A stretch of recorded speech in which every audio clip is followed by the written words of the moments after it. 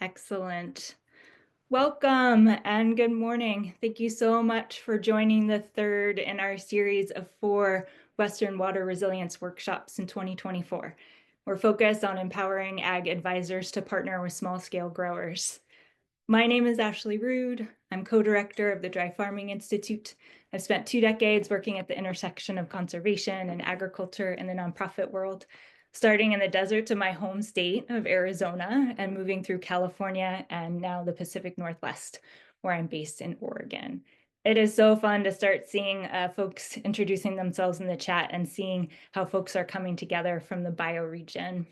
I'm really excited to be part of a larger team on a multi-year federally funded collaborative project led by American Farmland Trust, and you'll get to hear one of our partners on that project, Addie Candib, today as our featured speaker. We're all focused on supporting water resilience on small-scale Western farms and ranches through co-learning and community building. The series was developed to do some of that co-learning and community building by creating a unique space for learning across the bioregion of the West Coast. Because as you all shared in your registration responses, water access is becoming less certain, and traditional approaches often don't address the unique realities and barriers faced by small-scale and underserved growers. And despite these challenges, farmers and advisors like all of you have really created innovative solutions. 2 ideas that came up in last week's workshops, among many good ideas, felt like a good place to start our session today. One attendee shared that we, folks who work in the agricultural space who want to make meaningful change, often really struggle with questions of scale, right? We're working with small-scale growers while the changes we want to see are really large and systemic. But when we have this chance to learn and pause and see what folks are doing on a small scale throughout the coast, we begin to see that collectively our efforts are really adding up. Another attendee mentioned how inspired they are by the innovations that farmers are able to make with very limited support. What's possible if they had more meaningful support? And with that, I'm really excited to dive into our session today, Coaching for Water Resilience, Empowering Ag Advisors to Partner with Small-Scale Growers. A quick note on the flow of the day. We're going to start with some interactive exercises to get us in the headspace for learning about this topic today. And we'll go into really quick 2-person breakout rooms so you get to meet people. That's how we start this community building, is getting to meet each other. And then we'll dig into Addie Candib's presentation, where we're going to get to listen to coaching, observe a coaching exercise with Naomie Peasley, one of our great planning team members from the Intertribal Ag Council. And then we're going to practice to really learn by doing today. Some quick grounding agreements. I hope that today we can listen with curiosity and respect, set aside assumptions and speak from personal experience, and allow space for others to share. Please keep yourself muted in the main room, your screen on if possible when we're in breakout rooms, and use the chat box for relevant conversation. A note that we don't have any scheduled breaks, so please take them as you need to eat, stretch, move. I hope we can make the most of our time together, as this is a unique opportunity to build a supportive community, to learn from one another, and strengthen our collective impact. Thank you all for being here. And I just wanted to take a quick moment to thank the amazing people from my planning team who supported the development of these workshops and are supporting me today. If Melissa, you could grab that list of folks from the chat for me and paste that in there, that would be really great. And with that, I thought I would hand it off to Teal Potter, one of our planning team members, to take us through a quick exercise. Great, thanks. So we're going to use Mentimeter again. And if you've joined other sessions, this will look familiar. But we did this the first session where we just asked where people in the room are. And to access this live polling platform, you can either access it through the link. There's a link being put in the chat right now. Or you can just go to menti.com in a browser window and type in that 4-digit number or copy paste that from the chat. And then you can start answering your questions. Thanks. We have a lot of returning folks, but we also have some new folks. So it's fun to see who is here. We have 2 simple questions about that. So where are you located?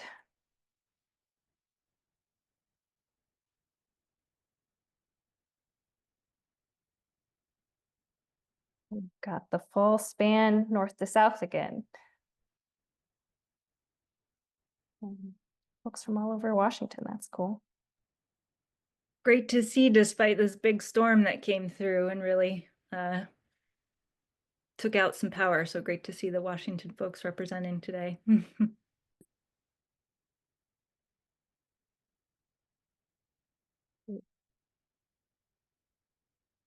just going to wait another second. We have 35 people responding out of 46 on the call. So wait just till a couple more people join.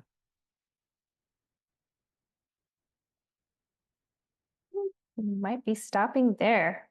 Well, feel free to join at any time. We're going to have a few more questions. So I'm going to move on to the next slide. And this other warm-up question is, what organization or institution do you work for?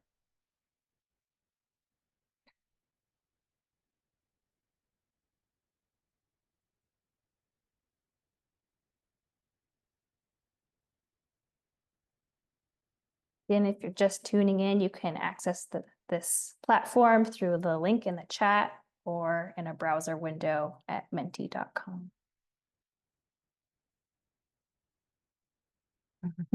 So somebody figured out how to make some marks on the screen.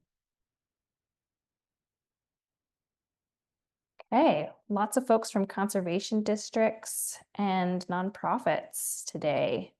A little different than last time. I'm going to move on to the next one and we'll get into the content for today. I'll try and figure out how to erase those marks. Okay, so this first question, all the rest are very related to what we're talking about today. This first question is, how accessible are learning opportunities to help you reflect and improve your approach to providing, I can't see, to providing technical assistance? And I'll let you read those yourself and slide your little sliders to the right or left to reflect not accessible or very accessible on the right. And I just welcome any growers that are on the call just to answer it from your perspective too as a producer.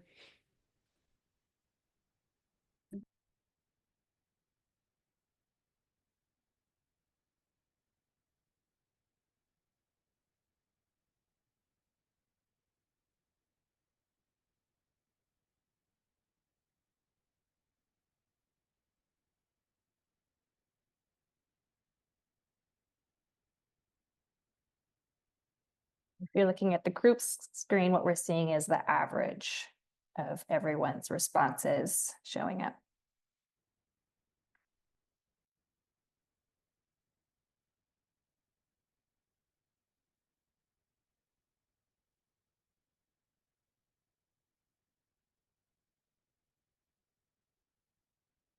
Getting back up to where we were before with everyone responding. Looks like relevant webinars and training videos is something people are using and find accessible. So that's exciting and probably a shift in the last few years, I would guess, and how that's happening. Followed by that people are finding that there's opportunities to practice, which is actually a little bit surprising to me. That's cool. All right, I'm going to bump over to the next one, which is just a 2 response. Again, this is related to the content you'll be seeing.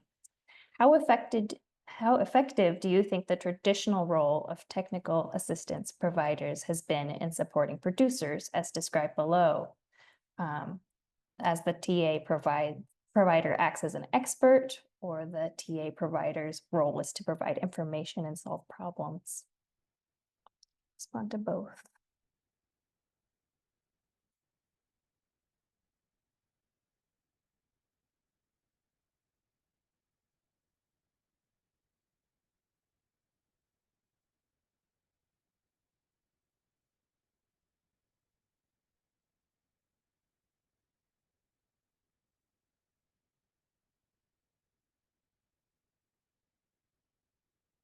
Pretty stable responses here for the role as an expert is a little lower than providing information and solving problems. But neither are extremely effective or terribly ineffective. Interesting. Okay. And we have one more that is the same type of question. To what extent do you agree that the following statements reflect challenges faced by technical assistance providers in their roles?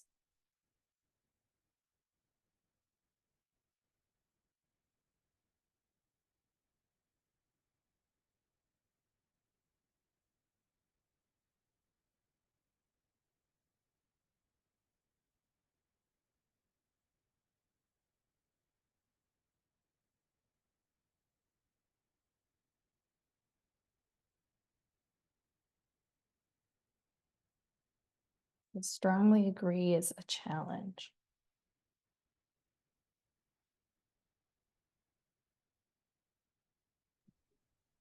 I'm realizing these longer answers take a moment to read, but I think they're really fitting for our conversation today. So interesting to see how folks are responding.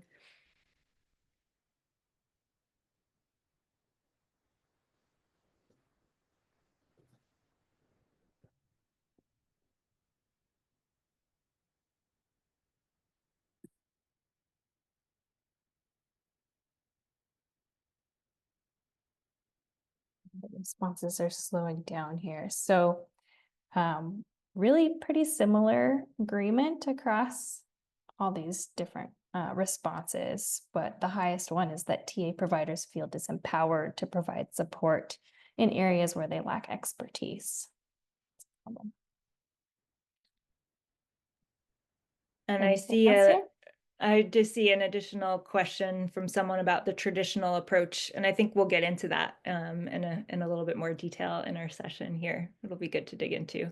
Thank you so much, Teal. I found that to be really helpful just to see where people are and get people ready for our short breakout rooms that we're going to have with just one other person here. We'll be in the breakout room for about 8 minutes or so. And I thought some questions that would be nice, get into the room, introduce yourself, and share what do you think are your strengths as an agricultural provider, and or have you found relevant, accessible trainings to support your learning and growth as an ag advisor? I'm happy to see some producers in the room, so feel free to answer as you see fit there. And so you'll go into your breakout rooms for just a few minutes here. There will be an option to leave if for some reason you're not feeling well or unable to participate in a one-on-one discussion. So bear with us as the juggling in the breakout rooms happens. You may end up in a room with a couple of other folks in everyday life in my communication. So really excited. Addie, I can see your screen now. We can still see, looking great. Welcome, Addie. Thanks, Ashley, and thanks everyone for being here. This is really an honor, and it's fun and a little intimidating to see a lot of familiar names and faces in the room. Feel a little nervous, but also really excited to bring this content to all of you and specifically kind of connecting the dots to our shared work around water resilience in this region. So today I'm going to be talking about coaching. And what is coaching, you ask? Well, we are going to be getting into it. Just by way of introduction, I'll share a little bit about who I am and how I come to this work. So I work with American Farmland Trust as our regional director for the Northwest. And I've been working in this nonprofit ag space for about 15 years. I did get my start as a farmer myself and gradually started working in nonprofits to pay for my farming habit. And now I work full-time in nonprofits and I keep my hands in the dirt with a big garden in the backyard. But relevant to today's topic, I took a couple years ago, before joining AFT, I took a little detour from food systems and I went to work for my local dispute resolution center. And I got trained in mediation, and I got trained in delivering curriculum around conflict resolution. And it's really been one of my greatest joys and sources of excitement over the last 5 years at AFT to really bring a lot of that material into the ag space and to try to build a little bit of a bridge and help folks in the ag space really think more about the human and social emotional aspects of the work that we do. So let's see, 3 or 4 years ago now, my team offered a training in the region around land access. And it was a training for ag service providers around how to do more with land access for beginning farmers. And I worked with a former colleague of mine to develop this training around coaching, and specifically how ag service providers could use a coaching model to advance farmers in their land access journey. So that was really the origin of this training that you're going to get to experience today. And I've had that opportunity to deliver it a number of times in the last few years, and we keep iterating every time. But this will be the first time that I'm really trying to connect the dots to conservation technical assistance in this way. I'm going to talk a little bit more about the context and reflecting on some of the themes that we elevated through the Mentimeter exercise. I'm going to talk about what it means to be a coach. What is the role of the coach, and how do we think about that?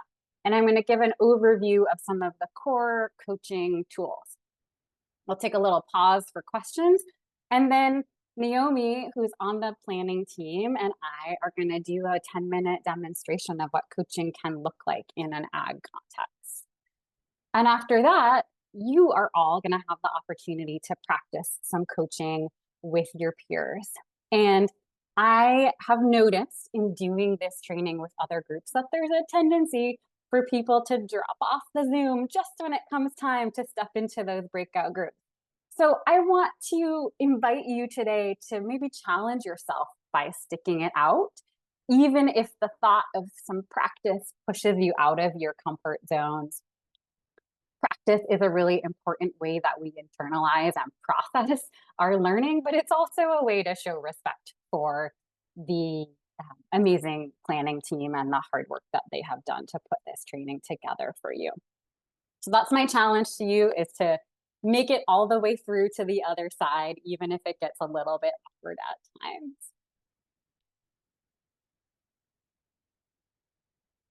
So it was really interesting to see the responses on the Mentimeter and get a feel for how much this idea of a kind of a conventional technical assistance paradigm really resonates with all of you. But something that I've observed in my years working in this space is that in what I'm calling the conventional technical assistance paradigm, there are some key themes.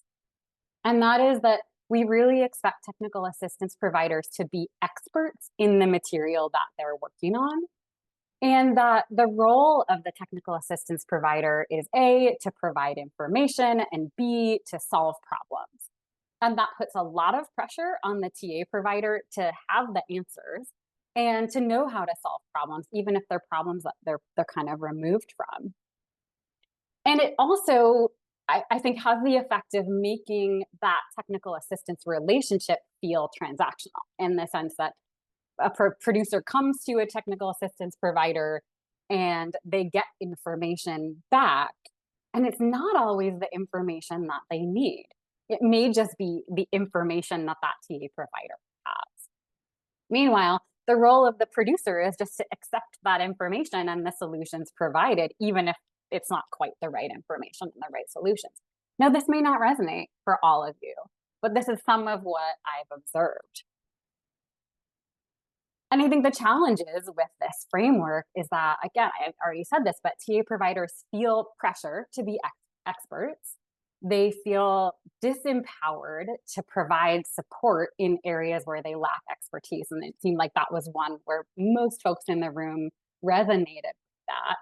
So what that means is that if as a community, we don't feel empowered to support producers in things that we don't fully understand. And let's be real, folks, we're operating in an environment in the context of climate change when there's a lot that we don't fully understand or have expertise about. So if we're not able to support producers in reckoning with real-time challenges, how effective are we really?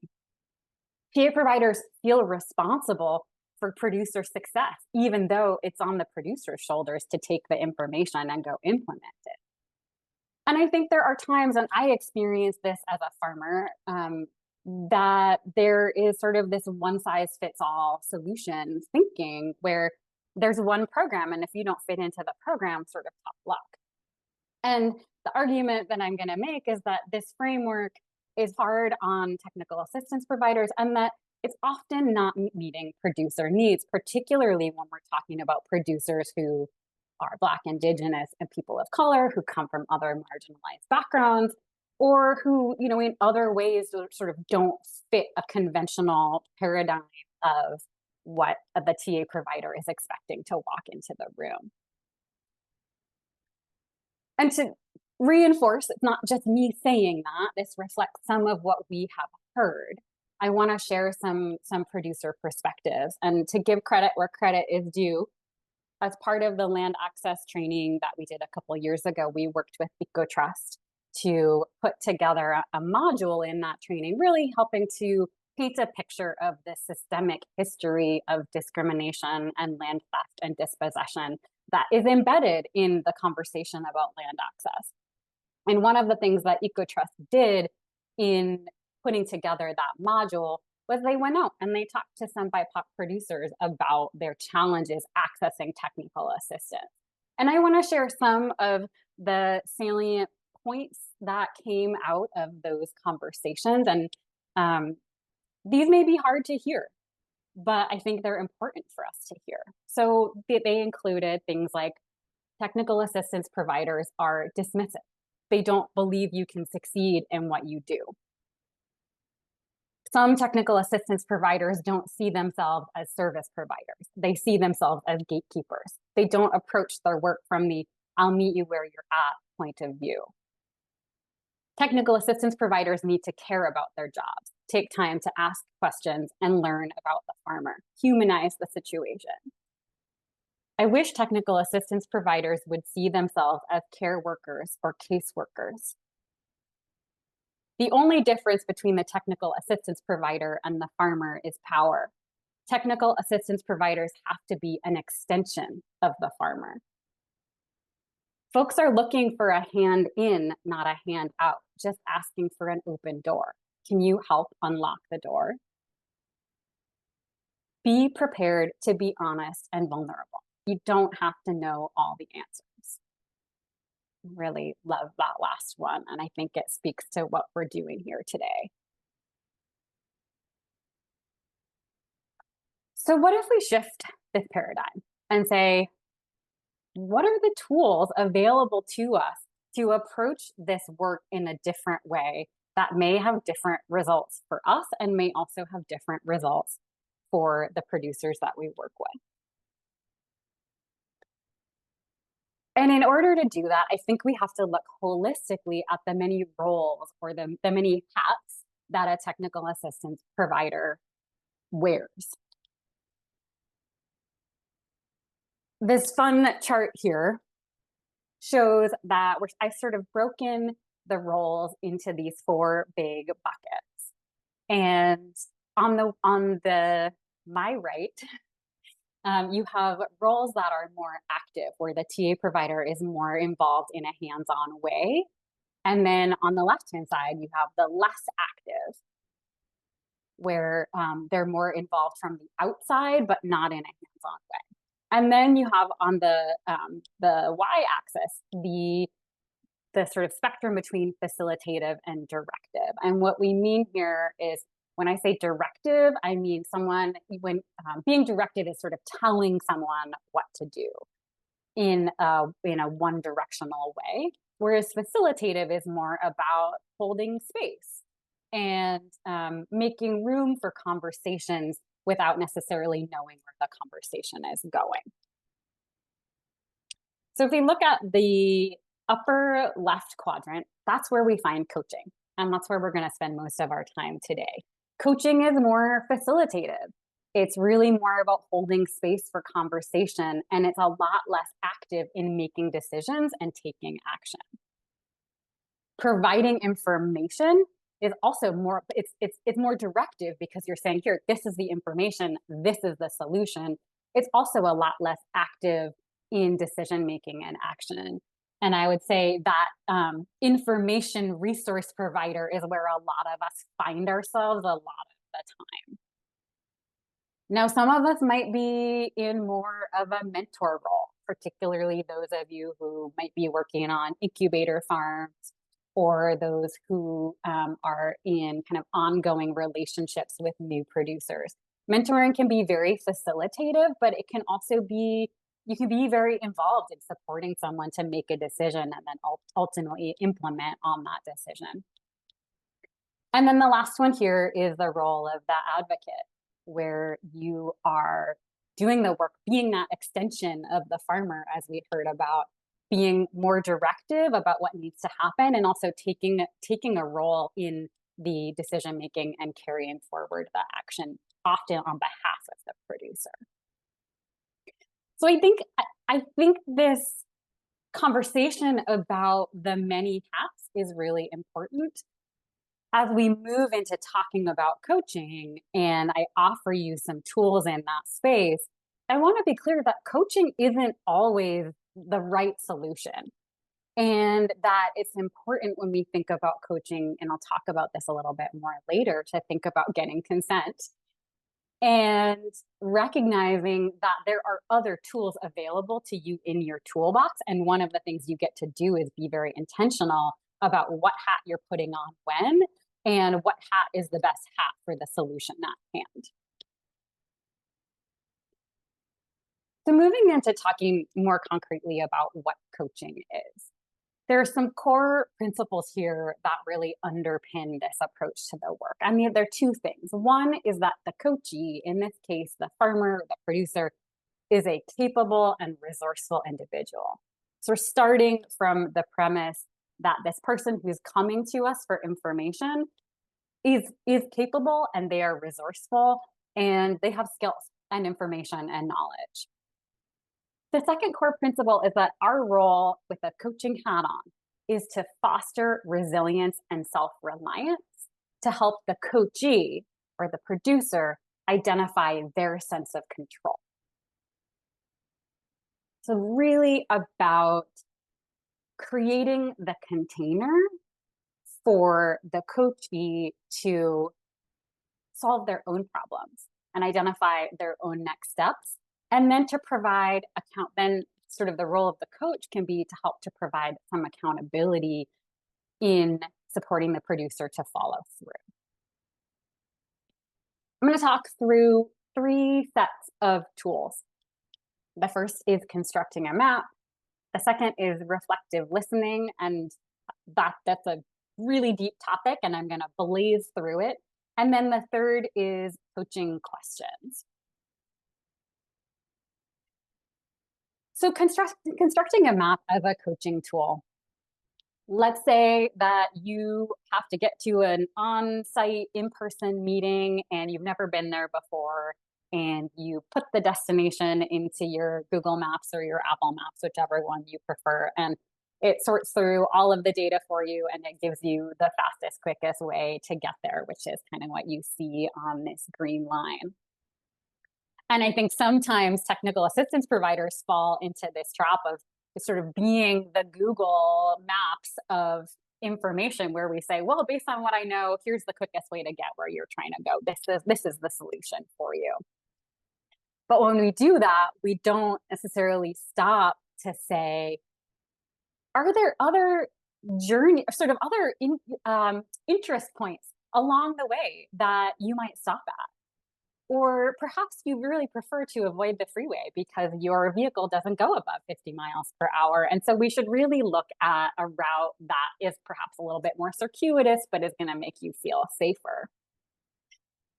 And so part of what this map is about, or this idea of constructing a map, is really thinking about it's not just getting from where we are now to where we're trying to go, but it's also about diving into what are those elements of the journey, whether it's stops along the way, those progress points, or whether it's also about the nature, the feel, the quality of the journey itself that we want to make sure get captured.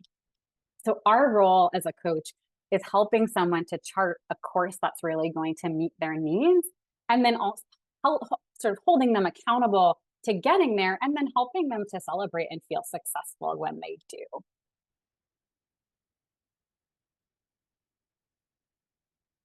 So when we think about this, I mean, I think the map is a great metaphor for coaching, but it also can be a tool in the sense that when we talk to a producer, we can say, instead of just offering, well, here's the solution, asking these questions that start to draw out, where are you now? Where do you want to get to? What are a couple of possible actions or routes that you could take to get you where you want to be? And then helping to evaluate those pathways. So what would happen if you took that fastest path? What would happen if you took the slower route that felt safer? What would happen if you stopped along the way to get lunch? And then supporting the durability and accountability. How will you know that you're heading in the right direction?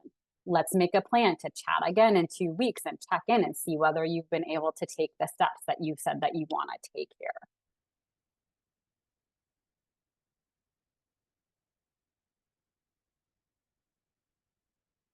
So on the reflective listening front, sort of 3 key buckets here. The first is about organizing content.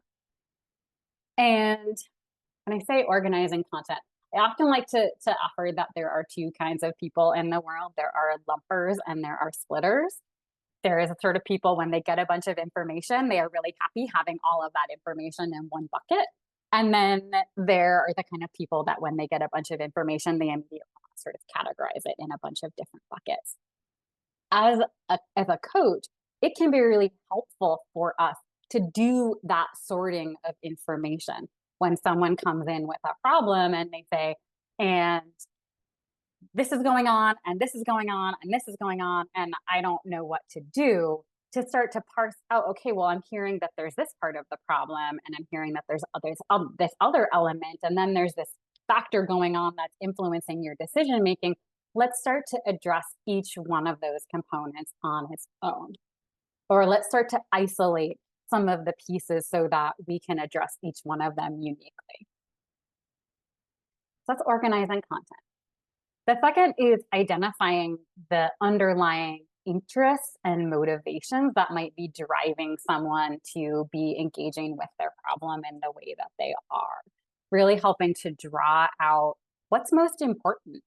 It may not be the thing that they're saying right on the surface, but if we start to dig a little bit deeper and we ask the questions about, why is this so important to you? Why do you think you feel so stuck right now? What about this feels scary to you? We can start to understand maybe some of the emotional, like deeper emotional pieces that might be making it hard for someone to move forward. And then there's the full body intuition, and just naming that we have to, as TA providers and specifically as coaches, really be cued into body language and what the ways that people's bodies may not always match up with what their words are saying. How do we attune to that so that we can better show up and support them? Last key tool here is about coaching questions, and this is really my favorite part. But questions prompt us to explore and seek answers and clarity.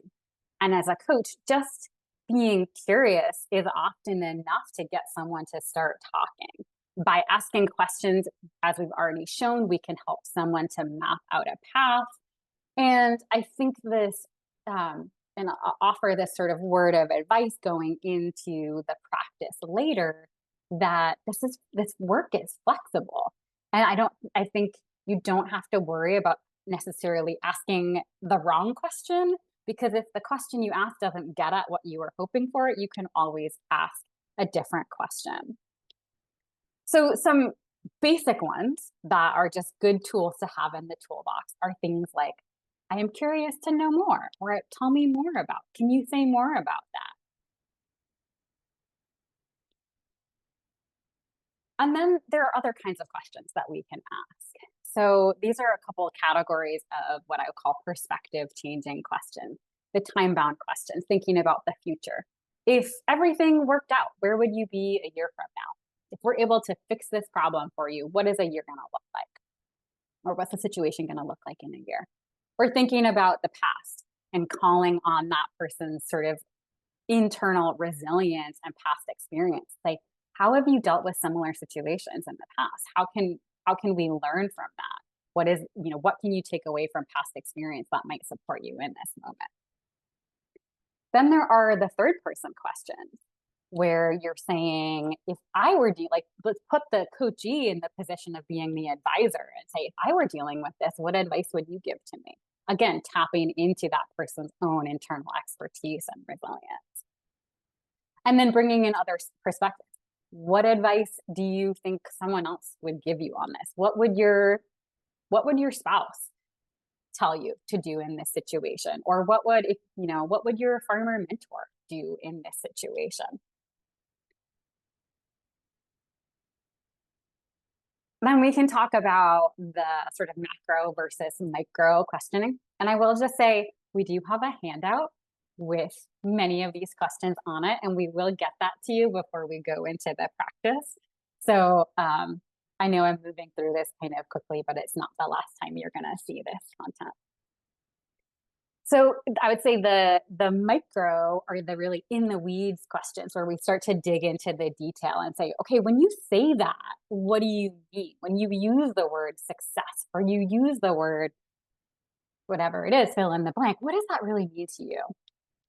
And then there is action planning. You're saying you want to do this. Let's talk about how do you want to go about starting out? What's your first step going to be after today? Then there's the macro questioning, like zooming out, because some people get really stuck in the weeds and it can be hard to move forward from there. Let's say, someone's really bogged down in the details, helping them to come out of that by saying, if you were to oversimplify the issue, how would you describe it?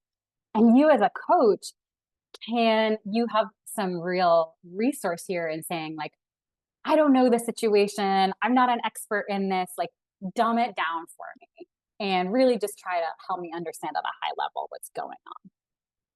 And then you can also help folks get out of the moment. How does this relate to your larger farming goals? How is solving this problem in this moment going to enable you to be where you want to be a year from now or 5 years from now? So just a couple final thoughts here on coaching mindset. I alluded to this earlier, but considering consent, as you've seen already, and you'll see it in a minute in the demonstration, sort of putting on the coach hat means asking a lot of questions. And that may be really different than what the producer is expecting when they walk into the meeting with you, or they pick up a phone and they call you, because of the kind of paradigm that we exist in and what expectations of the TA provider is. So if you're going to do something different, there may be value in saying, hey, I hear that you're here asking for some information about this. I think I'm going to be better able to help you if I ask some more questions of you and really try to understand where you're coming from. Is that okay? And just getting that consent up front so folks understand or have some preface that you're planning to do things a little bit differently than what they might have expected. We want to check our internal dialogue as coaches, because again, within the conventional paradigm, we may already have an idea of what we think the right solution is here. And part of our work, if we're going to put on the coach hat, is to let go of that and say, it's not my job in this conversation to bring that forward. I'm not going to tell myself a story about what I think is the right thing. I'm going to really try to put that aside. We want to be curious, but I've asterisked this here because when we ask questions. We need to be vigilant about making sure that we are asking questions that are supporting the producer in achieving their goals. And that is different than asking the questions that satisfy our own curiosity. So I may have questions about who you are and your background and why it is that you farm the way that you do. But me asking those questions may not be the kinds of questions that are going to get us to a solution. They might be, but it's really important that we parse that. And I think just one other piece on that. This came up we did this training about a month ago, and someone brought this forward that often when folks come to us as TA providers, we do often ask a set of questions that are about extracting information. Where are you located? Tell me about your farm size. What are you growing? Those sort of demographic data pieces that we might have to capture because of a grant that we are supported by, right? And those fact gathering questions are different than coaching questions. And being really clear with producers about when we are when we're asking questions because we have to, and when we're asking questions because it's supporting them. And it could be as simple as saying like, hey, okay, I'm going to put down my notes now, and I'm not writing any of this information down. I really want to shift into asking questions that I think are going to get us toward a better understanding of how I can help you. So just another way to sort of like create some transparency and consent around what's happening. This idea of high ask, low tell. We're doing more asking than we are talking. And then finally, we want to be a partner, not a solver. If we're wearing the coach hat, our job is to be a partner in helping this person identify their own solutions rather than us being the one to tell them what we think the solution is. And then one final piece here, I think this is really important to cover given the focus of this training, that if we're working with producers who are facing very real institutional and systemic barriers in their work, let's say that they are trying to access a loan and they're facing some real systemic discrimination in engaging with the lender. How do we coach through that when coaching is about helping to identify a self-reliance and a sense of control?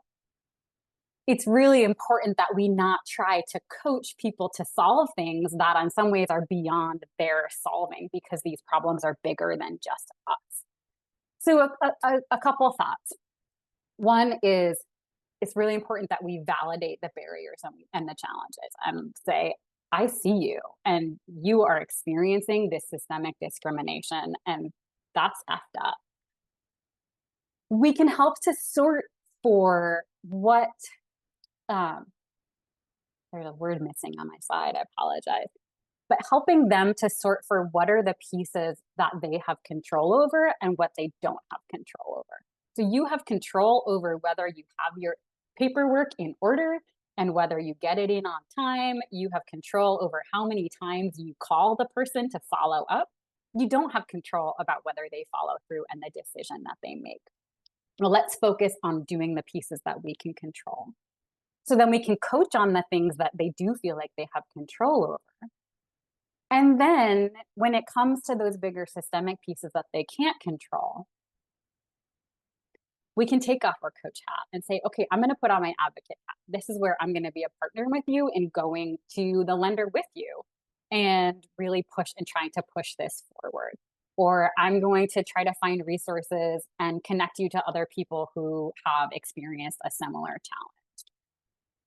So again, and I said this at the beginning, coaching isn't always the right situation, it's the right tool in the toolbox. And I think this is one of those places where we have to be really mindful about how we use coaching and when we decide to stop coaching and step into one of those other roles.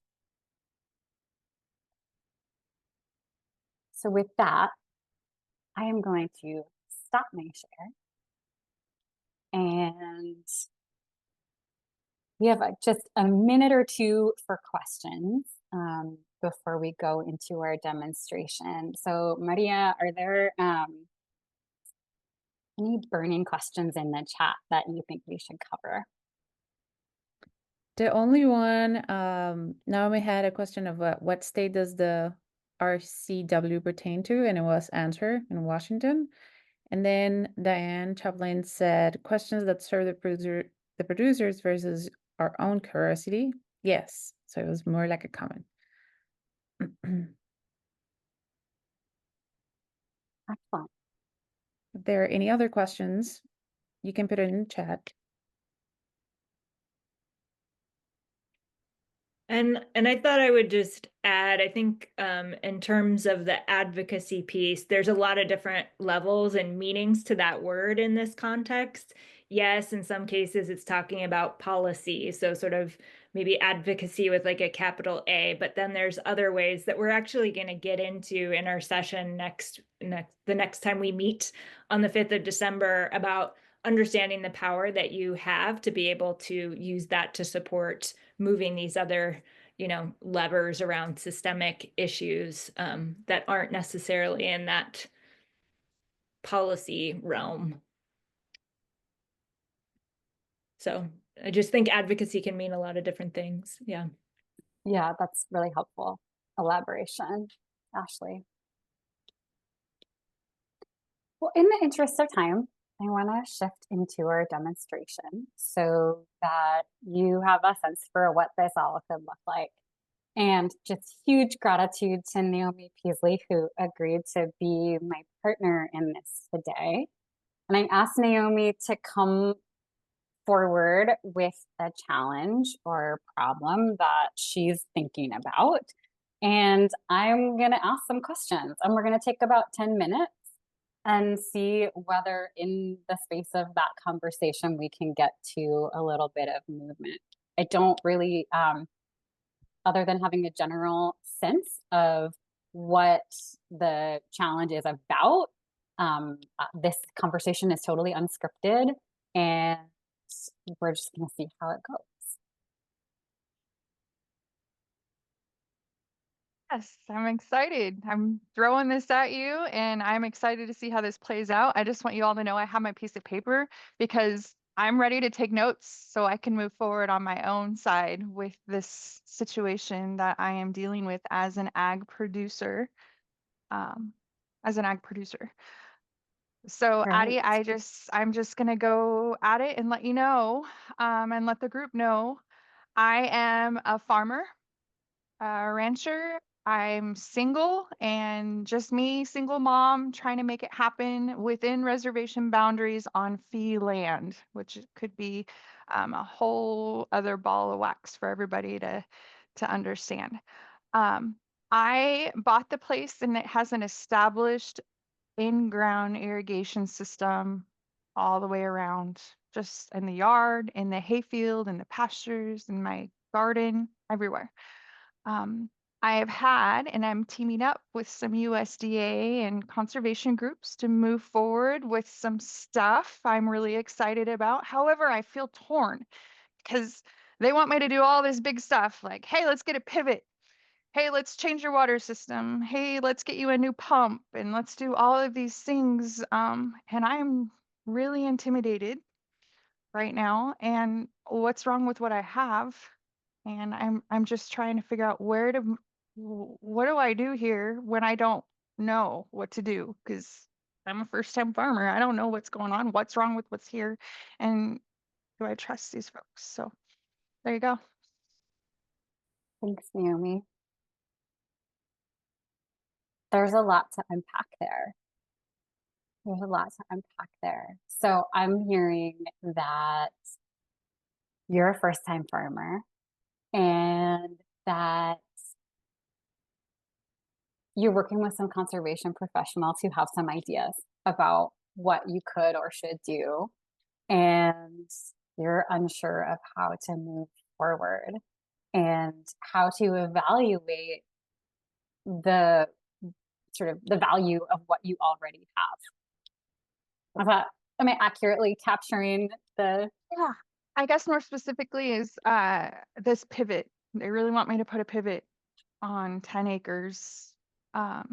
But I have irrigation that I've finally figured out how to do and finally figured out how to do the pump. Is this something that I should move forward with for water conservation but then that's gonna, I just don't know, and I'm lost and I don't know where to go from here. That sounds like a lot. Tell me a little bit about how you have made decisions on the farm in the past. What resources have you used, or who have you turned to help you answer questions like this before? My neighbors. Mhm. My neighbors, my dad, who is a farmer as well, has just turned to them, but I don't know, maybe this is generational too. Like they're old school farmers, old school folks, and there's new opportunities here. Um, what do I do here? There's generational stuff going on. But yeah, mostly my neighbors and my dad. So, Mhm. And do you think those folks would have valuable perspective to offer in this situation? well, now that I see my neighbors putting up new pivots everywhere, new everything, it kind of sways me to think like maybe they're on a bandwagon, maybe they're doing something that could benefit me in my property, Mhm. my water rights in the future. Maybe they know something. They are encouraging it, but I just um, I've just been doing it this way for a while. So why should I change? And is this something Mhm. that is going to be sustainable? Mhm. Well, let's zoom out for a minute because I don't know very much about your farming operation.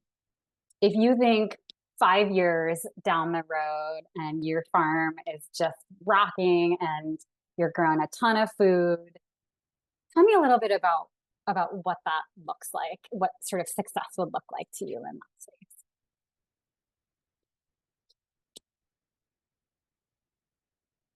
Growing what I need for my family and my farm, and then being able to sell or donate to, I really would like to donate to the food programs or to others in need, the extra, to be able to have enough to sustain me and then to also give back. So that's kind of the realm I live in. That's kind of Mhm. my philosophy. So I guess it's that. Um, Mhm. yeah, I have me thinking of things like 5 years down the road, what it looks like. Oh boy. So when folks are your neighbors who are putting in the pivots and the folks who are recommending to you to put in the pivots, did they understand that vision?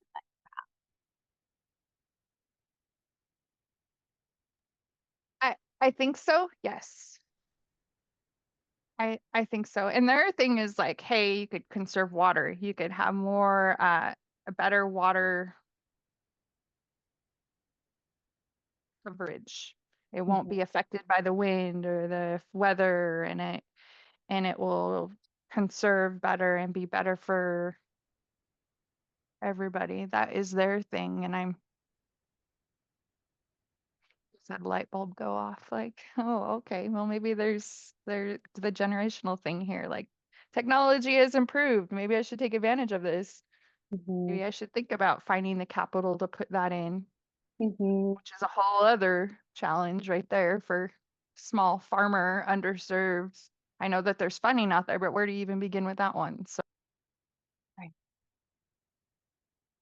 So let me ask you this. What's the best possible outcome? Let's say you did decide to go ahead and put in a pivot. What would be the best possible outcome?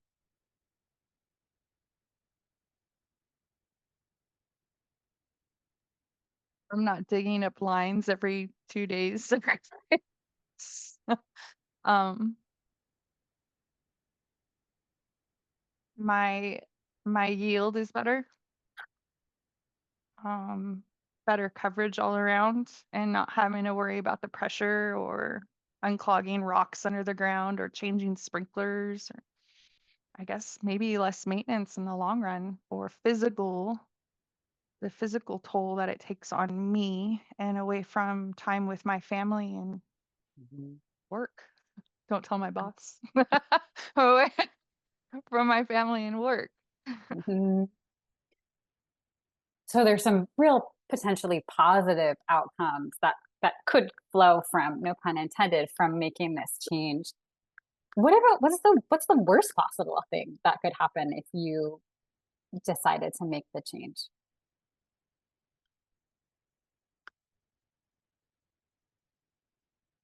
Be out all that money up front. Money is a big issue, I guess, but I Mm. guess I'm not out because there's programs. So I won't have area for rotational, because if you have a pivot, I don't know if you can put animals out there afterwards. I don't know how animals and how low it is. I don't know about that. Maybe elimination of a potential rotational grazing area on the place. Mhm. And it's not big land. This is small. I only have 20 acres, so this is not a lot of land, which only 20 acres is a lot, especially for people. That's a lot. But it's not big. It's just tiny. It's a small, it's a big small farm. Sorry, I'm Mhm. talking. I'm trying not to go back into workspace, work frame of mind, work hat. So I'm going to start to move us toward a close here, just in the interest of this being an artificially short conversation. But what I heard when you talked about the positive things is you could identify some really concrete positives in your mind in terms of less toll on your body, more time for your family. And when you talked about the negative things, I didn't hear concrete negative things. I heard things that you're not sure about. I heard that you don't know sort of the size and shape and of the equipment and whether it would accommodate grazing. And there's also some uncertainty about the cost and where sort of what types of funding and funding programs might be available. So I think the last question I want to ask you is, what are some steps that you could take now to start to get more clarity about those things you're uncertain about?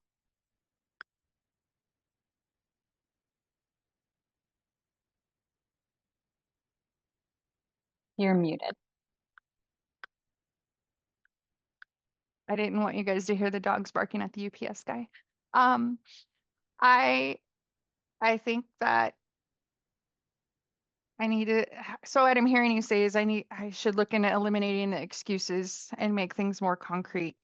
Um, the money, the funding, what kind of funding is out there? What is the time frame for it? And maybe I should talk to my neighbors a little bit more about what they did and what they used. They're not tribal, but they could have some insight. Um, so so yeah, instead of just thinking, maybe move forward with the planning process instead of just talking and overthinking everything like I always do, or make excuses like I'm doing now. Why not to? So maybe move forward and actually talking to people about how I could move forward instead of just overthinking it. Having more information can only help you to feel more confident in making the right decision, I think.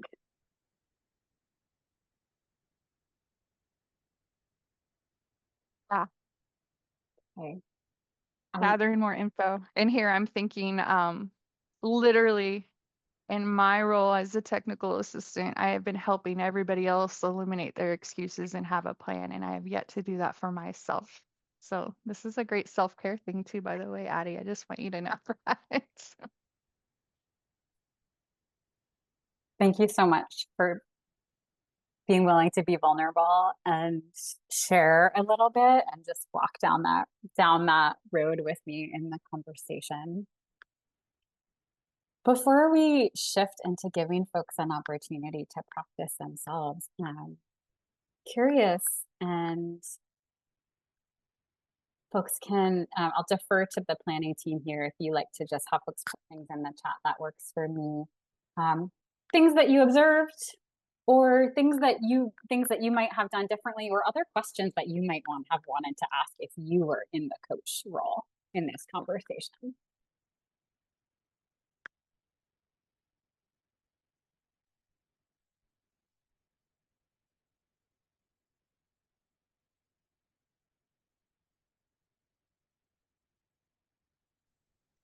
Folks can feel free to answer that in the chat or raise their hands if they want to come off mute or just come off mute. I'd love to hear. Sarah, welcome.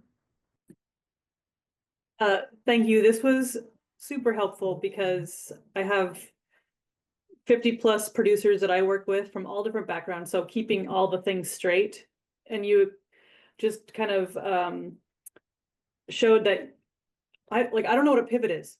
And so even that was, I've heard the term, but like that would trip me up right then. So just seeing you work through it and putting it back onto Naomie about, just tell me more about what you're feeling and what your successes are, or and all that, because I live in the weeds, and so it's really helpful to see how you can still get there but be big picture all at the same time. So yeah, it's more just like an admiration for, thank you for putting that to, showing that, modeling that. It was really helpful.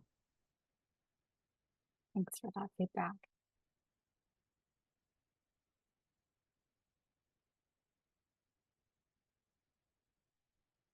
Okay, I'm going to shift us in. Oh, Lindsay, you've got a hand raised.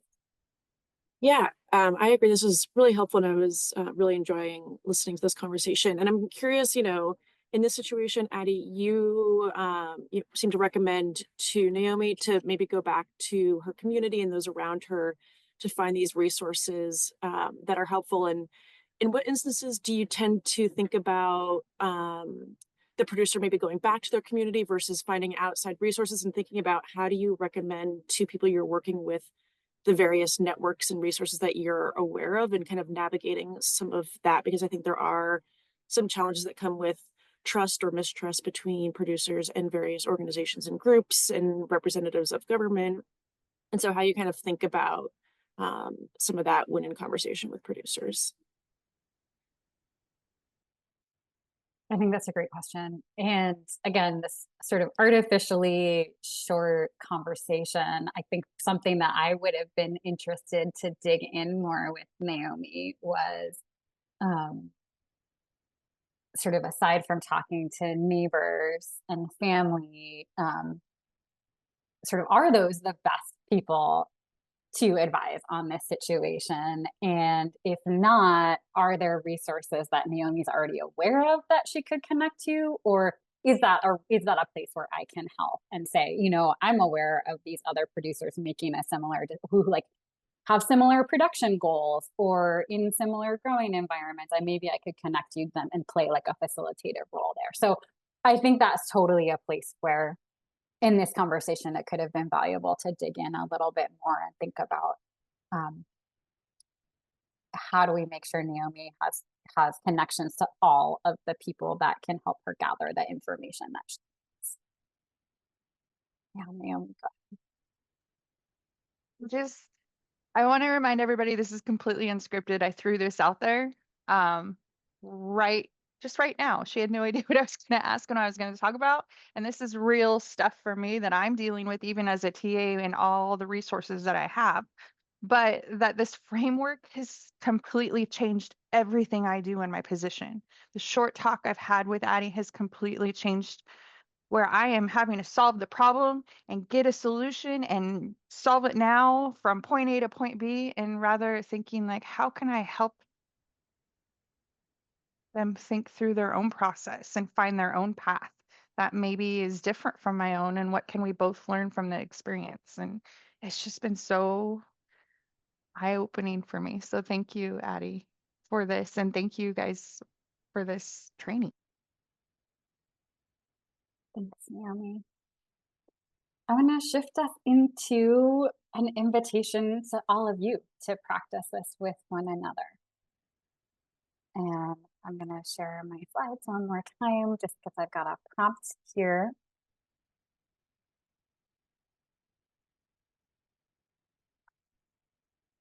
So here's what's going to happen.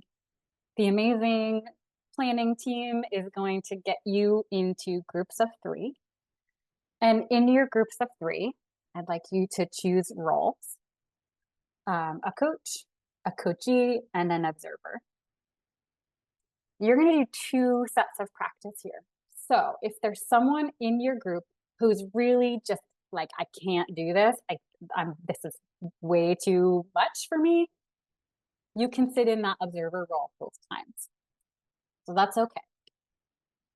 I'm going to invite you to practice coaching for about 10 minutes. So that means the coachee needs to come with a question or a problem or a situation that they might like to explore. And I find that these work best if it's a problem like what we heard from Naomie, a problem that you're kind of wrestling with in real time. It doesn't work as well if it's someone else's problem that you're trying to represent or a problem that you dealt with in the past. You don't have to come up with something that is related to ag. You could be I've done this before, and the prompt has, or the problem has been, I don't know whether to get on an airplane in the context of COVID or not. So it could be something like, I don't know what to make for dinner. So the coachee is going to bring a question or a problem, and then you're invited to refer to the coaching tools handout. And if someone would be willing to put that in the chat, that would be great. There's a whole long list of different questions and ideas and types of questions for you if you feel like you're stuck. But remember, you can always come back to, tell me more about that. So you'll practice for about 10 minutes. You'll debrief for a minute or 2, and then you'll switch roles and do and repeat. So we won't have time for everyone to play every role. We've only got about 22, 23 minutes. But hopefully this gives you a little bit of an opportunity to try some of this on. So with that, oh, go ahead, Addie. I was just going to ask if there are any burning questions before we shift into the practice. But I'm not seeing any. And then Stephanie, I know you're putting together some breakout rooms. So if we could go to 3 folks in a room for about 20 to 25 minutes. Maybe sounds good. I've got it all minutes. set up. Nice. All right, here we go.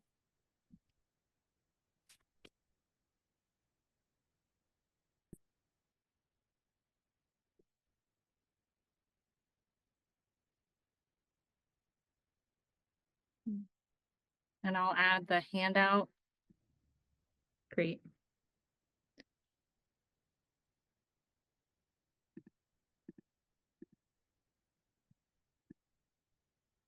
It's always kind of, you could also send a message letting folks know it's in the agenda if you want to, but maybe that's overkill.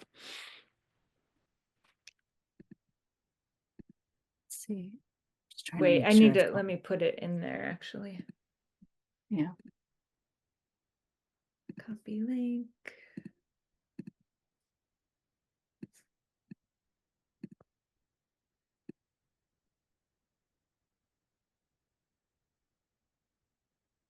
Right. Yeah. Looks like everybody is divvied up well. Nice. I was just worried about, like, some people were dropping off and I was like, recreate. Awesome. Thank you. I can pause the recording.